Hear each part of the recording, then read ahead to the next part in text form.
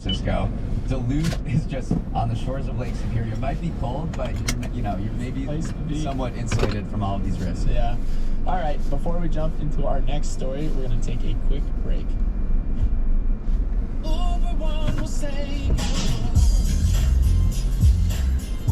Want to make everyone happy? Finance folks need with your GL, so you can close the books in real time. And the cherry on top, Brex works in more countries and currencies than any other spend platform. Ready to control all your spend in one unified platform? Visit brex.com/brewdaily. That's brex.com/brewdaily. All right, Neil, are you a casino guy? I'm not a casino guy. Like, I don't seek it out, but if one is in the area, I will go for an hour and lose a lot of money. There we go. Well, I hope you don't go and play blackjack, because blackjack players lost nearly $1 billion at casinos in Vegas last year. That's the second highest loss on record after 2007. So digging into why people were losing so much kind of made my blood boil, Neil. Basically, casinos are changing the rules on players. So blackjack has historically paid out a ratio of 3-to-2 when a player hits 21, aka blackjack, on the first two cards. That means a gambler would win $15 for every $10 they bet. But now, many blackjack tables on this strip are paying out 6-to-5, which means that the same $10 yields only $12. So you combine those lower payouts with the fact that casinos are raising the minimum bet amount at certain peak hours, and you have a recipe for these record losses. It's kind of crazy that casinos are getting away with this. I did not know that one could just change the payouts for blackjack. I thought it was like written in stone, like Hammurabi's code. Like, this is what you get for blackjack. That is the game.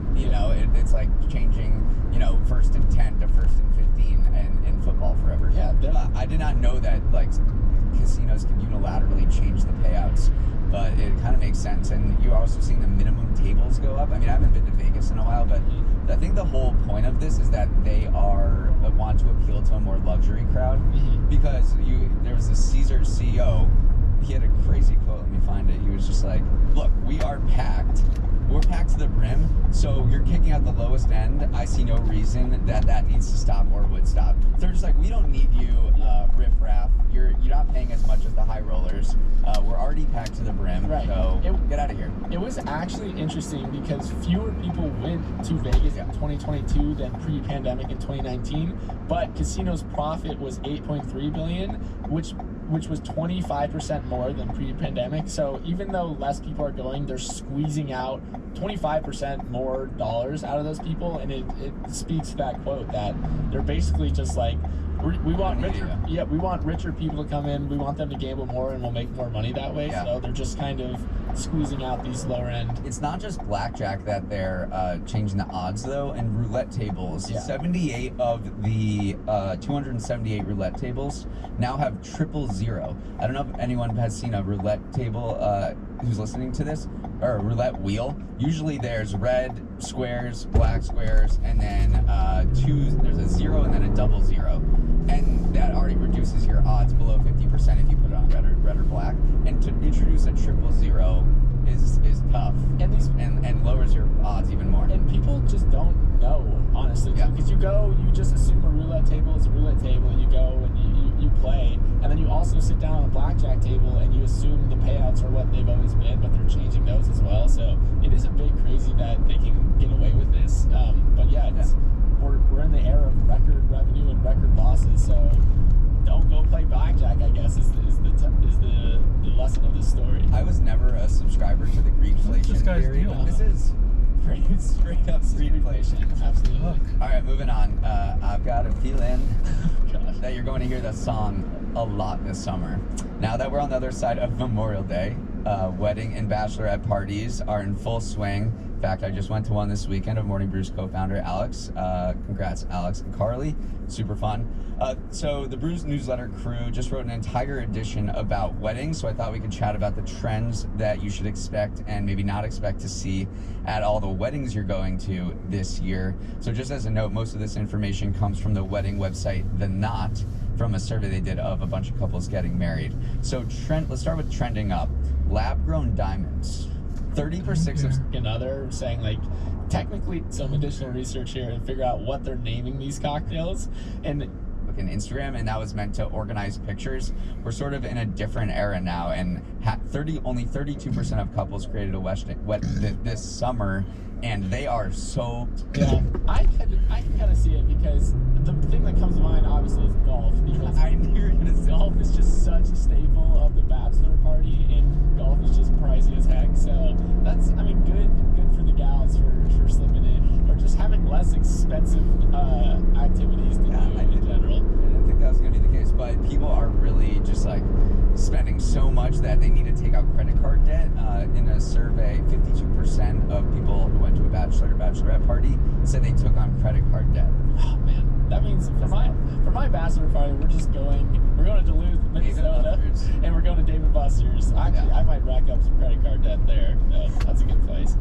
All right, Neil, thanks for the wedding facts. We're definitely going through a lot this summer, so I'll drop them there.